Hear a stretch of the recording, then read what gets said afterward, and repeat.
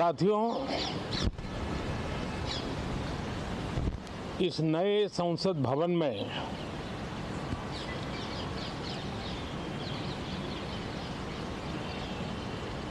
जो पहला सत्र हुआ था, उसके आखिर में इस संसद ने एक बहुत ही गरिमापूर्ण फैसला लिया था और वो फैसला था नारी शक्ति वंदन अधिनियम। और उसके बाद 26 जनवरी को भी हमने देखा किस प्रकार से देश ने कर्तव्य पथ पर नारी शक्ति के सामर्थ्य को, नारी शक्ति के शौर्य को, नारी शक्ति के संकल्प की शक्ति को अनुभव किया। और आज बजट सत्र का आरंभ हो रहा है, तब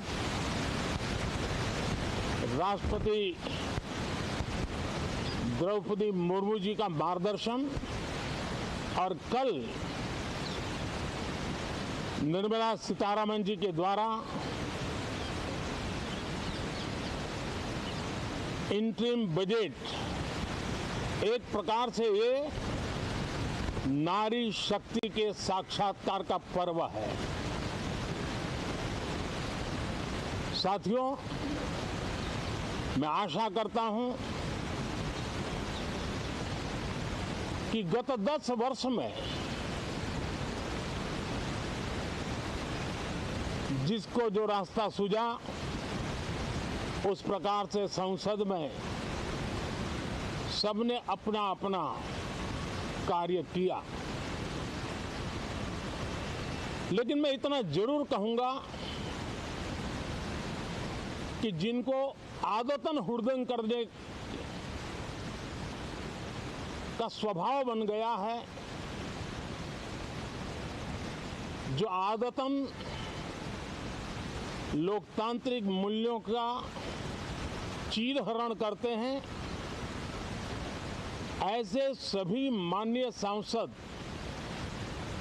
आज जब आखिरी सत्र में मिल रहे हैं, तब जरूर आत्मनिरीक्षण करेंगे कि 10 साल में उन्होंने क्यों किया। अपने संसदीय क्षेत्र में भी 100 लोगों को पूछ ले, किसी को याद नहीं होगा, किसी को नाम भी पता नहीं होगा जिन्होंने इतना हुड़दंग हो हल्ला किया होगा। लेकिन विरोध का स्वर तीखा क्यों ना हो, आलोचना तीखी से तीखी क्यों ना हो, लेकिन जिसने सदन में उत्तम विचारों से सदन को लाभान्वित किया होगा, उनको बहुत बड़ा वर्ग आज भी याद करता होगा। आने वाले दिनों में भी जब सदन की चर्चाएं कोई देखेगा,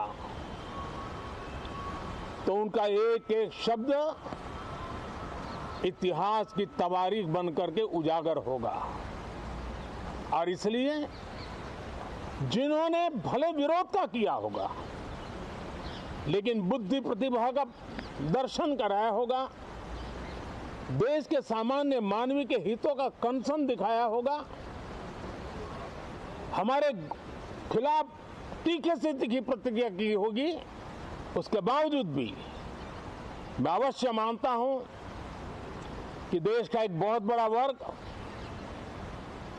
लोकतंत्र प्रेमी सभी लोग इस व्यवहार की सराहना करते होंगे। लेकिन जिन्होंने सिर्फ और सिर्फ नकारात्मकता, हुड़दंग, शरारतपूर्ण व्यवहार ये जो किया होगा, उनको शायद ही कोई याद करे। लेकिन अब ये बजट सत्र अवसर है, पश्चाताप का भी अवसर है। कुछ अच्छे फुटप्रिंट छोड़ने का भी अवसर है। तो मैं ऐसे सभी माननीय सांसदों से आग्रह करूंगा कि आप इस अवसर को जाने मत दीजिए, उत्तम से उत्तम परफॉर्म कीजिए, देश हित में उत्तम से उत्तम अपने विचारों का लाभ सदन को दें और देश को भी उत्साह और उमंग से भर दें। मुझे विश्वास है, आप तो जानते ही हैं कि जब चुनाव का समय निकट होता है तब आमतौर पर पूर्ण बजट नहीं रखा जाता है।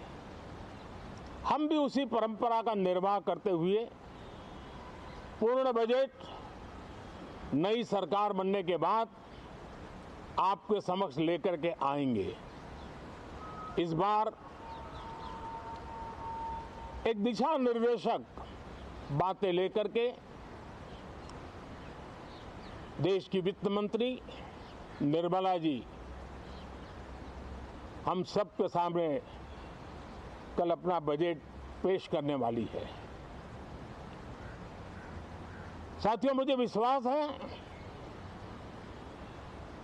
कि देश नित्य प्रगति की नई नई ऊंचाइयों को पार करता हुआ आगे बढ़ रहा है। सर्वस्पर्शी विकास हो रहा है, सर्वांगीण विकास हो रहा है, सर्वसमावेशक विकास हो रहा है। ये यात्रा जनता जनार्दन के आशीर्वाद से निरंतर बनी रहेगी। इसी विश्वास के साथ फिर आप सभी को मेरा राम राम।